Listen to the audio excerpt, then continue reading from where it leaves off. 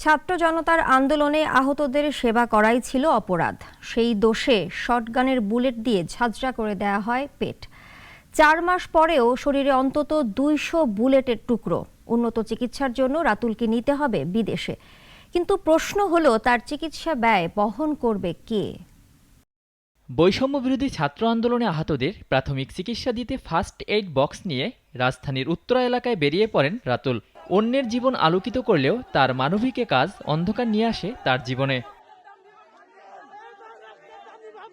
নামাজের সময় সাময়িক গোলাগুলি বন্ধ করতে রাজধানীর আজমপুরে 2 পুলিশ সদস্যের সঙ্গে কথা বলছিলেন রাতুল। যে ছবি মুহূর্তেই ভাইরাল হয় সামাজিক যোগাযোগ মাধ্যমে। কিন্তু কিছুক্ষণ যেতে না যেতেই তার আরেকটি রক্তাক্ত ছবি ছড়িয়ে পড়ে ফেসবুকে। কি হয়েছিল সেদিন? ফার্স্টের জন্য আমার কোমরের বেলটা ধাক্কাধাক্কি করতেছিল, আর পেছনে যে ছিল মানে ওনার ছবিতেই বোঝা যায় যে তার হাতে একটা শটগান। উনি কোনো কথা ছাড়া ডিরেক্ট আমার প্যাটে ঠেকায় বলতেছে, যাবা না? আচ্ছা ঠিক আছে। স্ট্রেট কাট ফায়ার, একদম ফায়ার। বুঝতে পারিনি যে আমার যে গায়ে লাগছে। আমি মুভমেন্ট নিচের দিকে তাকাইতে উপলব্ধি করতে করতে তারা আমার আরেকটা রাউন্ড গুলি করে তারা তাদের দলে চলে যায়। গুলিতে পেট থেকে বেরিয়ে যাওয়া অঙ্গ প্রত্যঙ্গ হাতে নিয়েও দমে যাননি রাতুল। তখনও ভেবেছেন দেশের কথা ও বাবা মায়ের কথা। তখন আমি আল্লাহর সাথে কথা বলা ট্রাই করতেছিলাম, যে তবা কাটতেছিলাম, বা তোমার খুশি করতে পারলাম না, ফ্যামিলির জন্য কিছু করতে পারলাম না। তো নিজে একটা রিগ্রেট হচ্ছিল যে আর কিছু সময় পাইলে বা আর কিছু দিন হয়তো বা বাঁচতে পারলে অনেক দৃষ্টান্তমূলক কিছু করতে পারতাম। শরীরে এখনও বয়ে বেড়াচ্ছেন বুলেটের 200 স্প্রিন্টারের পীড়া। নাগরিক টিভিকে জানান রাতুল, দেশের হয়ে বিজয়ী হলেও এমন শরীর নিয়ে বাবা মায়ের কাছে ছোট হয়ে আছেন তিনি। তাই ফিরতে চান সুস্থ জীবনে।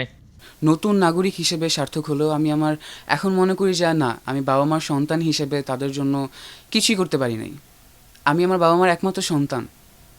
অনেক ইচ্ছা থাকে, আকাঙ্ক্ষা থাকে যে বাবা মাকে নিয়ে হ্যাপি থাকবো, তাদের সুন্দর একটা লাইফ দিব, বাট আমার যে এখন সিচুয়েশন, এটাতে আমি ব্যর্থ। তবে বাবা মাকে নিয়ে রাতুলের সন্দেহ অমূলক। বরং ছেলেকে নিয়ে গর্বিত তার বাবা মা দুজনই। কিন্তু চিন্তায় আছেন উন্নত চিকিৎসা নিয়ে।